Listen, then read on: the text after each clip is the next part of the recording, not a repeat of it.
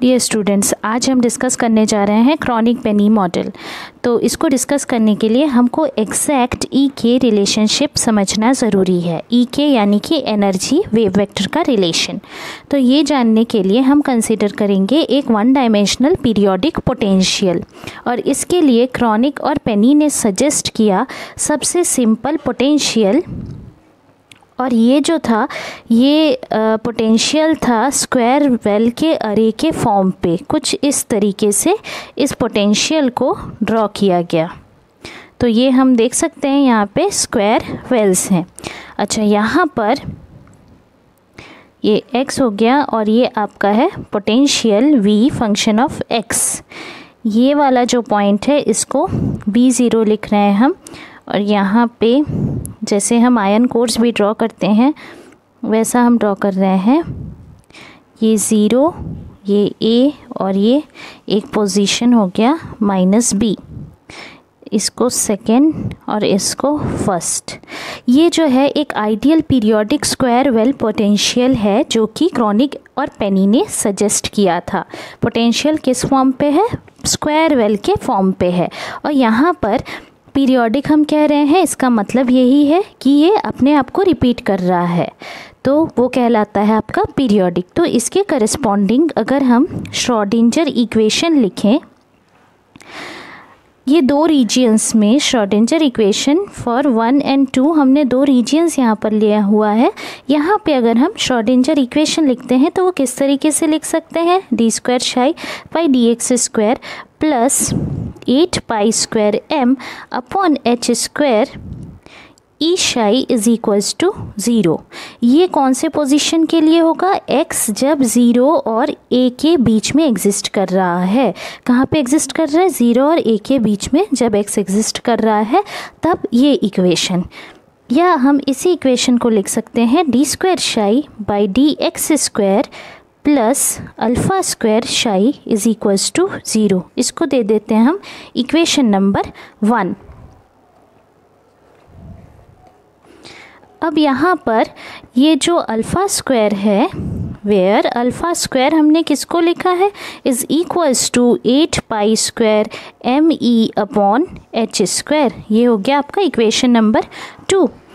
और इसी तरीके से दूसरे रीजन के लिए हम लिखेंगे d² शाई by dx² plus 8 pi square m upon h square E minus V0 शाई इज इक्वल्स टू 0। और ये रीजन आपका हो जाएगा -B से 0 के बीच में, ये वाला रीजन दूसरा रीजन। यहाँ पर हम इसको कुछ इस तरीके से लिखेंगे, या और करके हम इसको थोड़ा सा और सिंप्लीफाई करें तो d² शाई बाई dx² माइनस β² शाई इज इक्वल्स टू 0। इसको लिखेंगे इक्वेशन नंबर 3, जहाँ पे β² जो है is equals to 8 pi square m upon h square V0 minus E. कुछ इस तरीके से लिख सकते हैं, क्योंकि हमने माइनस लिया है इसीलिए हम इसको ऐसे लिख रहे हैं। अब एक्सपेक्टेड इसका जो सॉल्यूशन होगा ये दोनों इक्वेशन का, वो होना चाहिए ब्लॉक फंक्शन के फॉर्म का। और इसके लिए जो रिक्वायरमेंट है वो आपकी ये आएगी कि शाई और डेल शाई बाई डेल एक्स या डी शाई बाई डी एक्स जो है ये दोनों कंटिन्यूस होना चाहिए पूरे क्रिस्टल में। अब मान लेते हैं कि इसका जो जनरल सॉल्यूशन है, जनरल सॉल्यूशन इक्वेशन नंबर 1 और 3 का जनरल सॉल्यूशन, ये दोनों डिफरेंशियल इक्वेशन है। आप देखिए, तो ये डिफरेंशियल इक्वेशन का हम सॉल्यूशन जब निकालते हैं तो इनका जो सॉल्यूशन होगा वो कुछ इस फॉर्म पे होगा। ψ1x is equals to a exponential i alpha x plus b exponential minus i alpha x। ये हो जाएगा आपका इक्वेशन नंबर 5। और वैसे ही ψ2x is equals to c exponential beta x plus d exponential minus beta x। ये है e less than V0 के लिए इक्वेशन नंबर हम देंगे इसको 6। यहाँ पे A, B, C, D सारे कांस्टेंट है। कौन कौन से रीजन में? 1 और 2 में। और इनकी वैल्यूज़ जो है ये तभी निकलेगी जब हम बाउंड्री कंडीशन अप्लाई करेंगे। तो यहाँ पे अब हम क्या करेंगे? Applying boundary condition. तो जब बाउंड्री कंडीशन अप्लाई करेंगे यानी psi1 x at x is equals to 0 is equals to psi2 x at x is equals to 0। ये हो गया आपका इक्वेशन नंबर 7। अब वैसे ही d psi1 by dx at x is equals to 0 is equals to d psi2 by dx at x is equals to 0। ये दूसरी condition हो गई आपकी। तीसरी कंडीशन जो है, तीसरी कंडीशन हम यहाँ पे लगाएंगे psi1 x at x is equals to a is equals to psi2 x at x is equals to minus b। Equation number हो गया 9। वैसे ही चौथी कंडीशन यानी d psi वाली कंडीशन हम लगाएंगे d psi1 by dx at x is equals to a is equals to d psi2 by dx at x is equals to minus b। ये हो गया इक्वेशन नंबर 10। अब क्योंकि जो लैटिस है आपका वो कैसा है? पीरियोडिक है। और उसका जो पोटेंशियल है क्योंकि पीरियोडिक है इसीलिए v x plus a is equals to v x है। तो हम ये एक्सपेक्ट करते हैं कि वेव फंक्शन जो है उसमें भी पीरियोडिसिटी होगी। वेव फंक्शन भी कैसा होगा? पीरियोडिक होगा। तो जो सोल्यूशन है श्रोडिंगर इक्वेशन का उसका वैसा ही फॉर्म होना चाहिए जैसे कि ब्लॉक फंक्शन का होता है। तो उसके लिए हम इक्वेशन यूज़ करेंगे using equation psi k x plus n a is equals to psi k x exponential i k n a. Bloch function जो है उसका फॉर्म क्या होता है? psi k r is equals to u k r e raise to I k r. बिल्कुल वैसा ही हम यहाँ पर यूज़ कर रहे हैं। तो जब हम ऐसा लिखेंगे तो अब हम लोग अपने इक्वेशन को psi k x plus psi k x plus a plus b is equals to हम कैसे लिख सकते हैं? psi k x exponential i k a plus b। कुछ इस तरीके से लिख सकते हैं या हम इसे लिखें psi k x is equals to psi k x plus a plus b exponential minus i k a plus b। तो psi माइनस b जो है is equals to psi a exponential minus i k a plus b हो जाएगा। अब इसी requirement को x is equals to minus b और x is equals to a में अगर हम रखेंगे x is equals to minus b and x is equals to a वाली ये जो रिक्वायरमेंट है इसको हम कहाँ रख रहे हैं? 9 एंड 10। तो 9 एंड 10 आपका क्या बन जाएगा? psi2 minus b is equals to psi2 a exponential minus i k a plus b। ये हो जाएगा आपका इक्वेशन 11।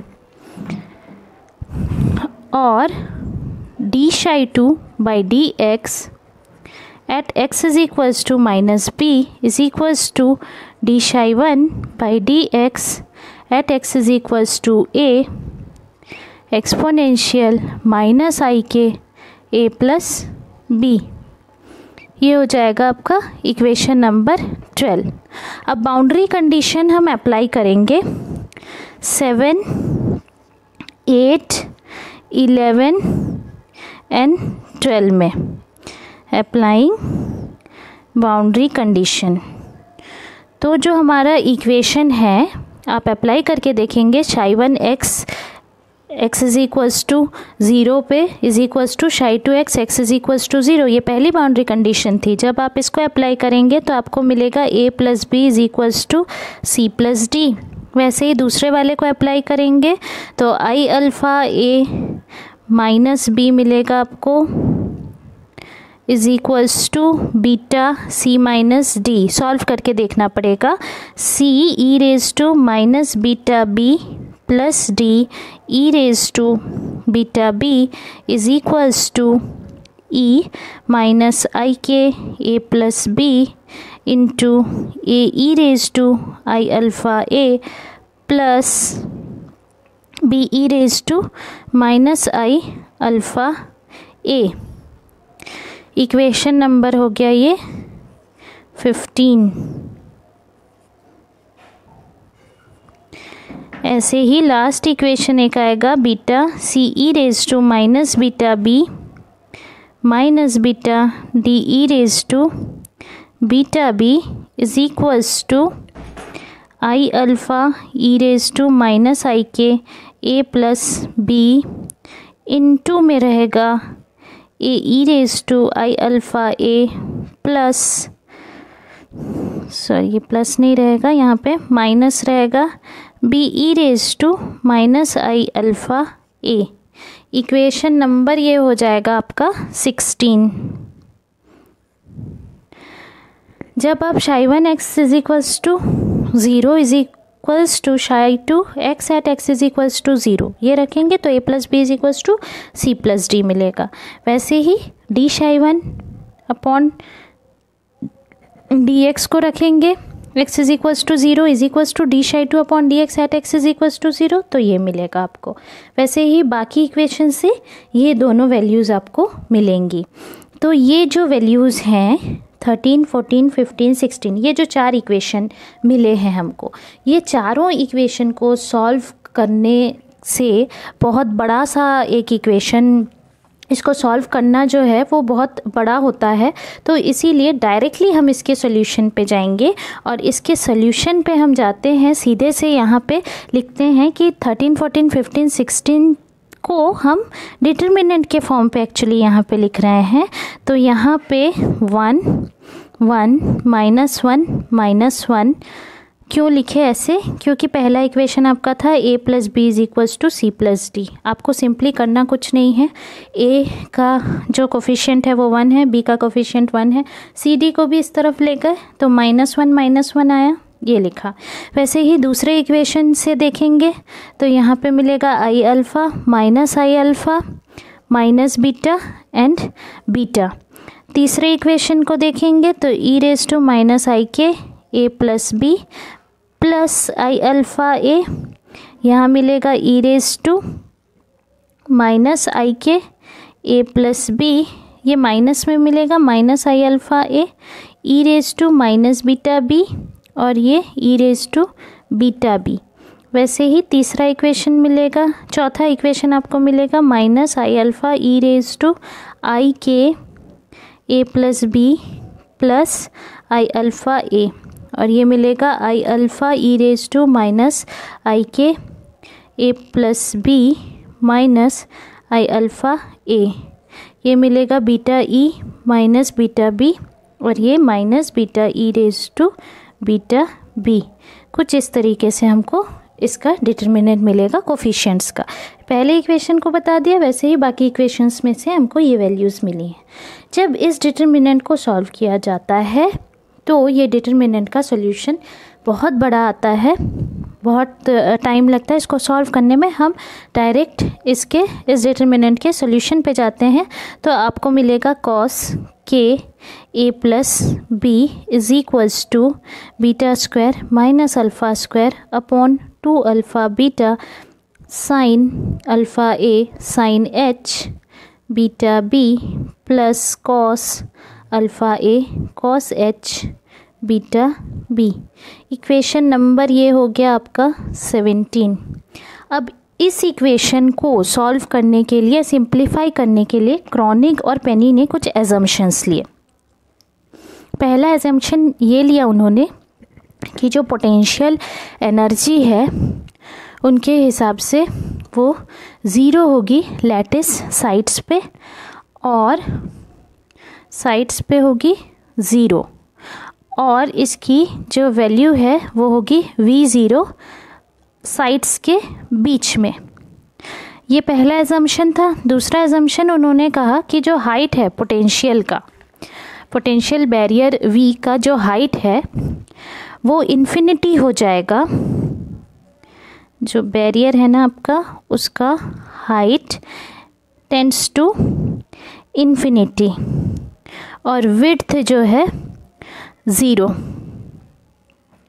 तो V0B जो है वो फाइनाइट होगा। अच्छा, ये तो खुद को ही समझ आता है कि हमारा जो पोटेंशियल बैरियर है, ये मान लीजिए ये आपका बैरियर था, पोटेंशियल बैरियर। इसका हाइट जैसे जैसे अगर हम बढ़ाते जाएंगे, इसको खींच के अगर हम ऐसे बढ़ाते जाएंगे तो इसकी विड्थ तो कम होते जाएगी ना। इसका हाइट जैसे जैसे बढ़ते जाएगा, इसकी विड्थ वैसे वैसे कम होती जाएगी। तो इसीलिए हाइट इन्फिनिटी हो जाएगी तो विड्थ जो है वो घट के 0 हो जाएगी। तो तब जो प्रोडक्ट है V0B का वो फाइनाइट होगा। ये एजम्पशन जो है ये बिल्कुल वैसा ही है जैसा डायरेक्ट डेल्टा फंक्शन टाइप के पोटेंशियल का होता है। कैसा है ये एजम्पशन? बिल्कुल डायरेक्ट डेल्टा फंक्शन टाइप का। तो डायरेक्ट डेल्टा फंक्शन में जो है पोटेंशियल एनर्जी जो है वो सेपरेटेड है डिस्टेंस a से, और पोटेंशियल एनर्जी 0 है डेल्टा फंक्शन के बीच में। तो अगर ऐसा हम एज्यूम करें तो फिर sine h beta b tends to beta b and cos h beta b tends to 1 as b tends to 0। तो अगर ऐसा हो गया तो फिर हमारा जो इक्वेशन 17 है वो बन जाएगा cos K A is equals to beta square minus alpha square upon 2 alpha beta beta B sine alpha A plus cos alpha A. Equation number दे देते हैं 18, जहाँ पे ये जो हमने beta square minus alpha square upon 2, beta square minus alpha square को हम इस फॉर्म पे लिखते हैं 8 pi square m upon h square. इसका पुराना फॉर्म जो हमने शुरू में कंसीडर किया था अल्फ़ा और बीटा को, उसमें लिख रहे हैं हम इसको V0 minus e minus 8 pi square m e upon h square. So this is equals to 8 pi square m upon h square V0 minus 2e।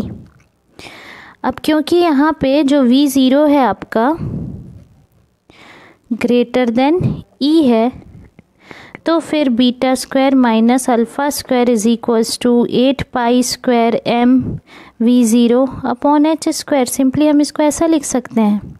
इसको सब्स्टिट्यूट करेंगे अगर हम इस वैल्यू को इक्वेशन नंबर 18 में अगर हम सब्स्टिट्यूट करें तो फिर cos K A is equals to 8 pi square m upon 2 alpha beta h square V0 beta b sine alpha a plus cos alpha a।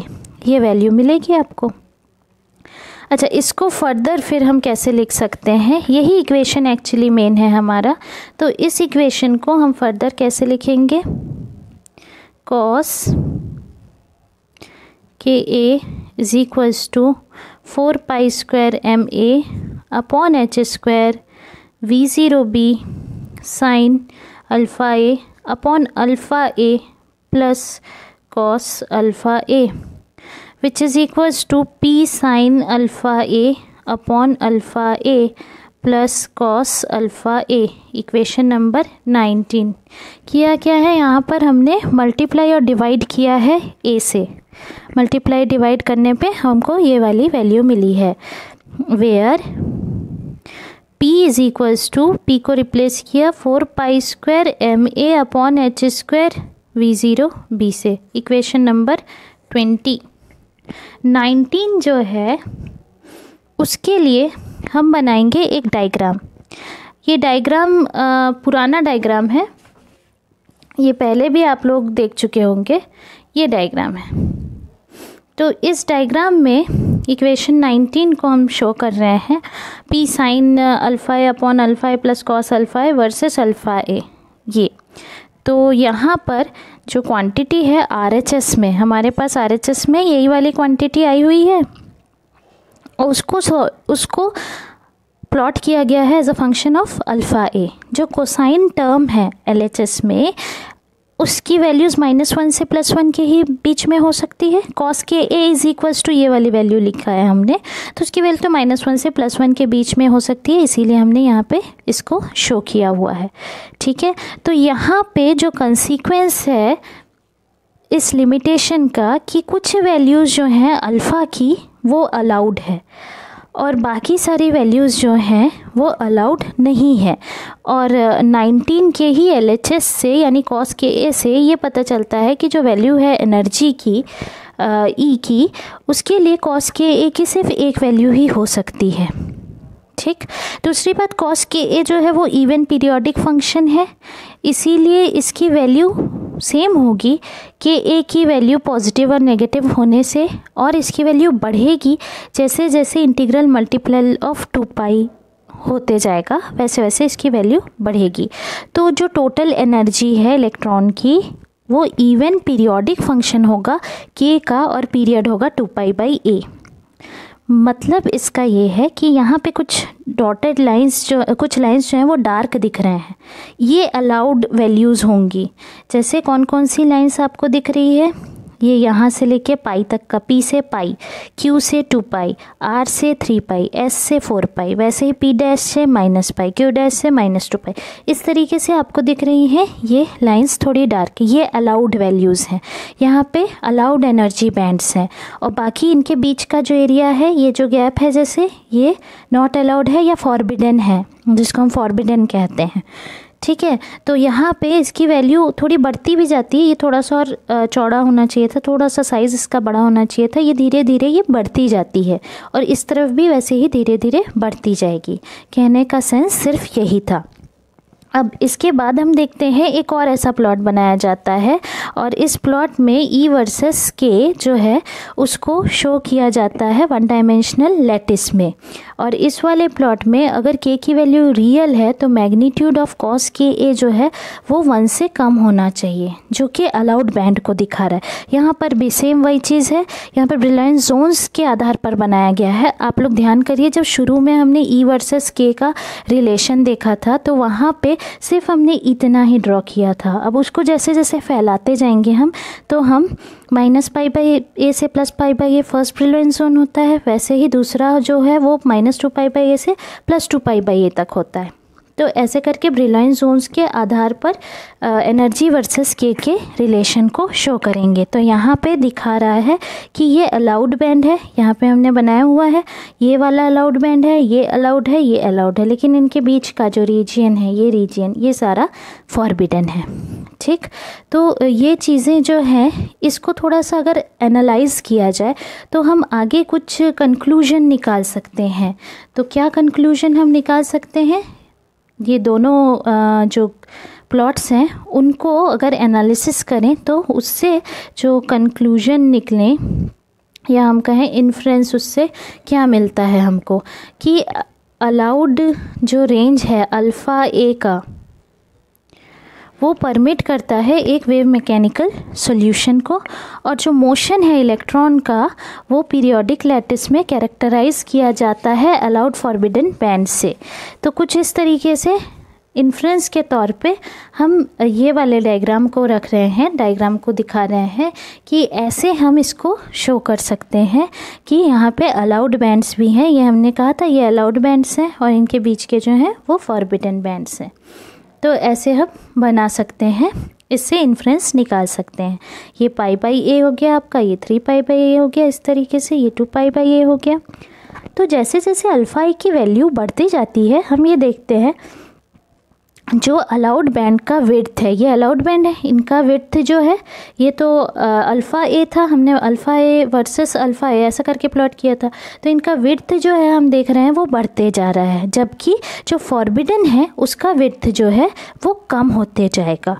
ये ऐसा क्यों हो रहा है, क्योंकि जो फर्स्ट टर्म है आपका RHS पे वो घट रहा है with increase in alpha A. ये वाली वैल्यू जो है वो घट रही है जैसे जैसे अल्फ़ा ए बढ़ते जा रहा है। और जो पी है वो पी एक्चुअली टोटल ये है measure of potential barrier strength हम कह सकते हैं। और पी अगर बड़ा होता है तो पोटेंशियल बैरियर V0B जो है वो लार्ज होगा। इस तरीके से हम इस चीज़ को समझ सकते हैं। अब यहाँ पर एक और फिगर है जो एक पर्टिकुलर वैल्यू को लेकर के प्लॉट किया गया है। यहाँ पे आप देख सकते हैं कि जैसे P की वैल्यू हमने कहा कि लार्ज है। अगर P की वैल्यू लार्ज है तो फिर RHS जो है वो +1 -1 रीजन को क्रॉस कर जाएगा एक स्टीपर एंगल में। वही चीज़ यहाँ पे दिखाया है। ये राइट साइड है फॉर P = 6 पाई के लिए as a function of alpha a. P = infinity होगी तो फिर कुछ ऐसा ड्रॉ करेंगे हम, और अगर P टेंड्स टू 0 होगा तो हमारे पास वैल्यूज़ कुछ इस तरीके से प्लॉट हो पाएंगी।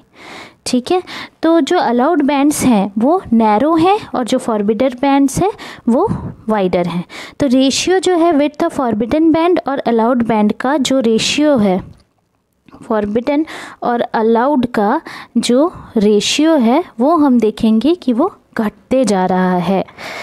अब मान लेते हैं पोटेंशियल बैरियर स्ट्रेंथ बहुत लार्ज है, बहुत बड़ा है, यानी कि P टेंड्स टू इन्फिनिटी है। तो RHS जो 19 का RHS हमने लिया था उसको तो +-1 के ही लिमिट में रहना है क्योंकि कॉस की उतनी वैल्यू हो सकती है।